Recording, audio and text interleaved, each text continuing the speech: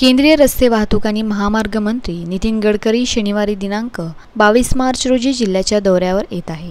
यांच्या दौऱ्यानुसार गडकरी यांचे सकाळी 10:30 वाजता बेलोरा विमानतळ येथे आगमन होईल। त्यानंतर सकाळी 10:30 वाजता शिवाजी शिक्षण संस्थेतर्फे छत्रपती शिवाजी महाराज सभागृह येथे आयोजित डॉक्टर पंजाबराव उर्फ भाऊसाहेब देशमुख पुरस्कार वितरण सोहळ्याला उपस्थित राहतील।